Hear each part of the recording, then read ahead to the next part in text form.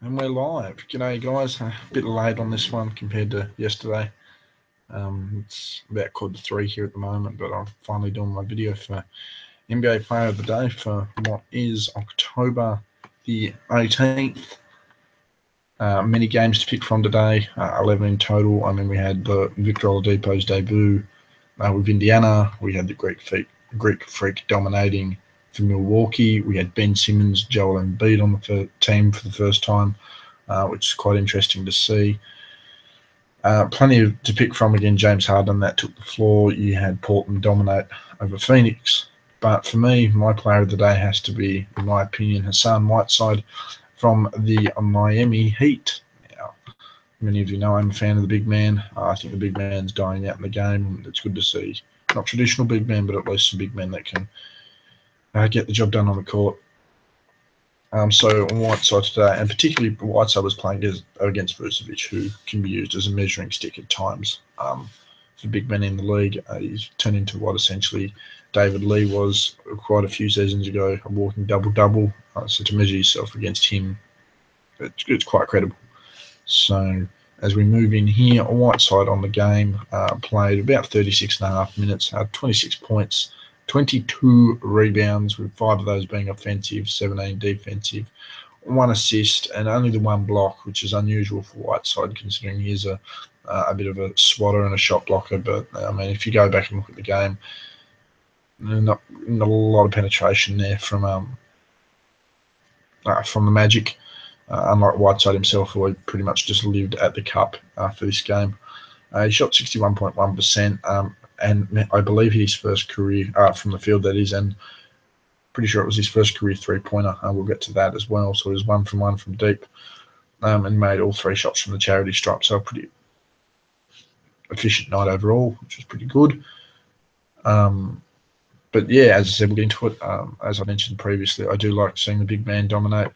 And I mean, just for some perspective, Vucevic himself had 19 points, 13 rebounds with 2 block shots on 50% shooting. So a big man duel, not the classics that you used to see with the likes of Elijah Wan, Robinson, Ewing, Shaq.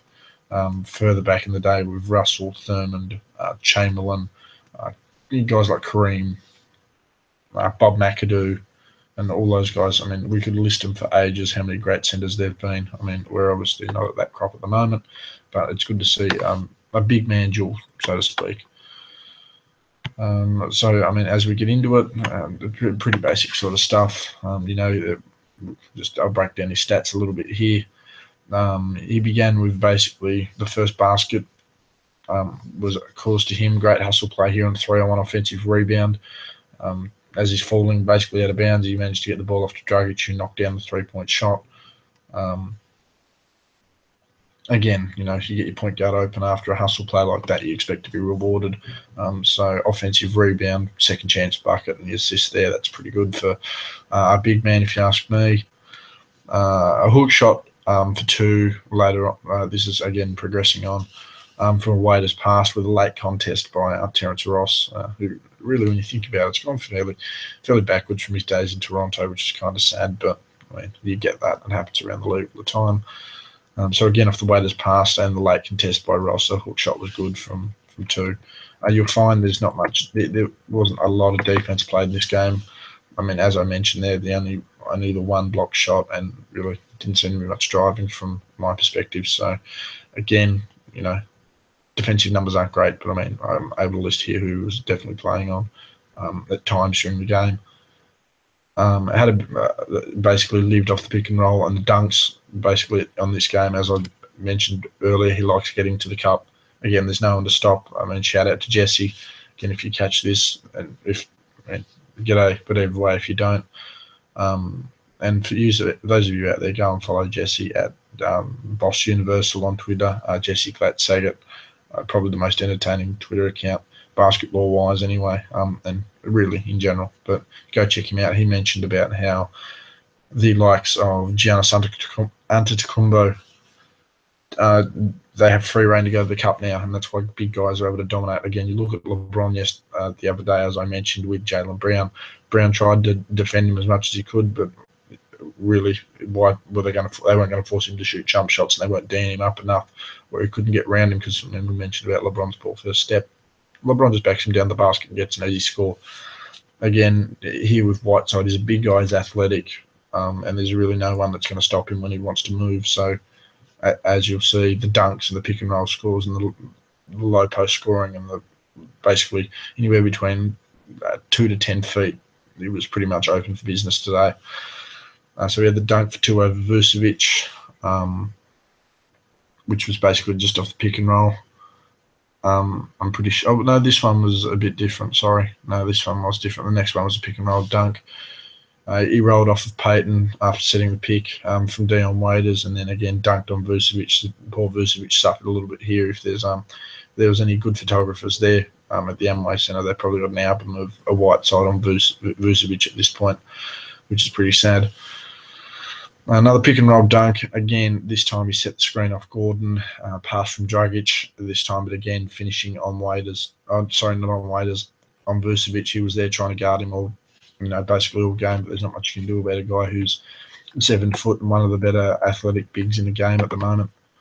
Another pick and roll dunk. Let me see. No, sorry, it wasn't a pick and roll dunk. A mid lane post up hook.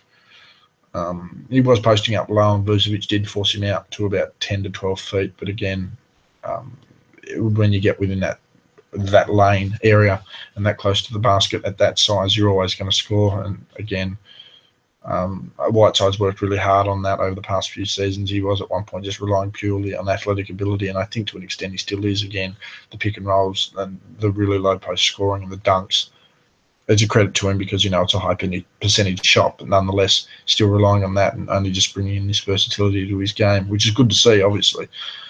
So we had the mid lane post up hook. Again, another pick and roll basket. The screen was set by Isaacs, the young player for the Magic. James Johnson delivered the pass, and really a 3-on-1 finish there by the time they got numbers around the ball. So he basically scored that basket on Isaac, Ross, and Biyombo, which was pretty good to see, really.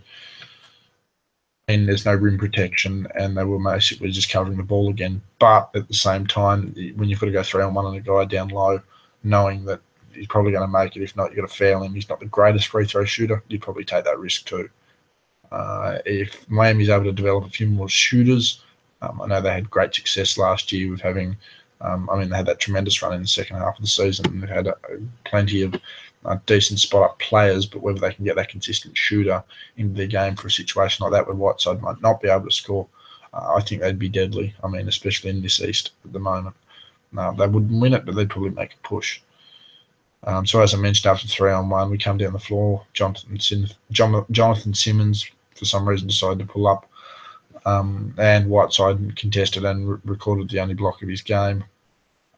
Again, there wasn't much to it. Simmons just pulled up and didn't basically estimate the reach of Whiteside. If he'd have been back another 3 feet, he'd be fine. But, of course, you can't do that. So, yeah, he blocked the pull-up jumper.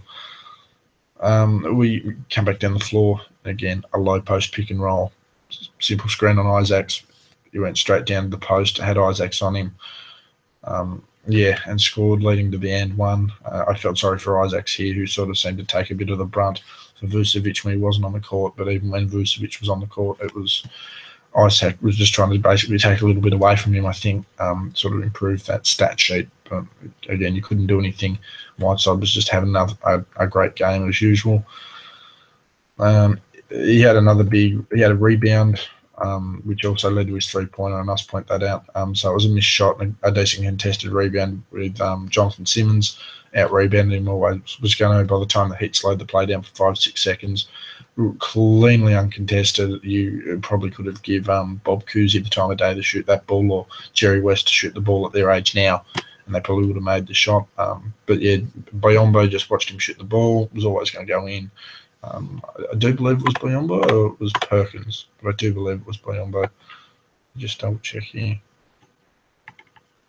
Yeah, no, it was definitely Biyombo. I don't even know why I brought Perkins up. I'm thinking of something else there. Sorry about that. But yeah, it was definitely Bismarck Biyombo who contested that shot from about the free throw line. So that gives you a rough idea about how much space he had. I'm led to believe that was his first career 3-point attempt. You history buffs out there, stat guys, you can go and have a check of that as well. Another post up on Isaacs, which led to a score. Again, as I mentioned, this low post scoring and this offensive pressure that he provides on a low basket for teams that don't know how to guard it and don't have a great or good to great defensive team scheme or even a big man, they struggle. And I guess Whiteside proved that tonight with his tremendous glass numbers. I believe he had 50% of the rebounds, the Heat's rebound numbers alone, which is a telling sign considering that they lost the rebound battle by 7. And when you lose a game of basketball by what was 5 points, 7 points, what's to say you get another big who can rebound or another player willing to rebound and you win a game like this? So, I mean, that's the difference between a win and a loss. Again, as I flick back to what the game was like after that post-up score on Isaacs, he hit the pick and roll off a James Johnson pass again, and once again finished over Vucevic, who was back into the game here in the late stages. And again, basically the final play of the night for him was the offensive rebound and tip from a James Johnson miss, which should have been a goaltend. I think everyone will agree with that. It was touching the cylinder. But again, it was over Vucevic, it was over Gordon. Those three guys tried to contain him all night and it just didn't work. So, yeah, Hassan Whiteside was my player of the day. Ironically, in the losing side, I had him graded at a .235. I reassessed all my grades last night. I've removed any plus minus, as the plus minus would have had a major effect on the guys who might have had a great plus minus, but a really terrible game all around, and it just distorted. So I simply removed that. I mean, as I mentioned again, it's very simple. I go to the numbers to help assess as well, but to give you a rough idea of what their grading would be, is similar to a Whiteside. So it'd be 26 divided by 109. So his percentile contribution to the team points, things like that are negatives like fouls, missing shots, turnovers, all that sort of stuff, they have a reverse effect. So say 1 for 20 here for Whiteside, that's a 5% of all team fouls. Well, that's minus 5 off that score. And you can pretty much work that out from there. Things like free throw attempts, I don't worry. It's more makes and misses. So if it's 3 for 4, it's 3 divided by, say, 13, which is the total. So this is for free throws, mind you. Where's an example I can use? Like here, Justice Winslow was made 1 free throw. The team had 13, so his percentile contribution there. Now they've missed 4, and he missed 1 of them. So he contributed 25% of their free throw misses. Again, it's great or not. It's very slanty. It depends. But to suggest your percentile contribution overall, I think is a better way of grading it. So that's why I took out the plus minus for, an example here. You have a player such as a James Johnson who had those high assist numbers, and the 6 plus minus, well, that has a greater effect than a player such as a Hassan Whiteside who had a -5. So again, that distorts. I personally thought Whiteside had a better game. That's why I'm talking about him here. Johnson with 8 assists obviously had a good game himself with some, 4 rebounds. And the way he was constructing his game tonight, he was clearly the passer. But along with Dragic, but again, it's sort of hard to quantify, and I'm just going to trial this for the season, see how we go. I'll keep a track over the season and let you guys know where I've got everyone. But yeah, I'll just sort of do a daily basis players and see where they sit. And yeah, basically at the end of the month, I can go through every list and work out what their contribution's been so far, pretty much. So that'll always be good to see what sort of contribution people are making. Like a LeBron, I reassessed him at a .202. So 20% of the reason why the Cavs won the game, well, not won the game, but he was 20% of their entire team contribution. So 1/5, that's pretty impressive. And Whiteside here, I've got him at 23.5. So, or .235 as it's written. But again, that's their contribution as I see it visually. And again, the numbers are certainly helping me to back this up as well. So again, my player of the day for October 18th for season 2017-18, 2017-2018. You guys know what I mean. is Hassan Whiteside of the Miami Heat for his 26-point, 22-rebound game against the Orlando Magic.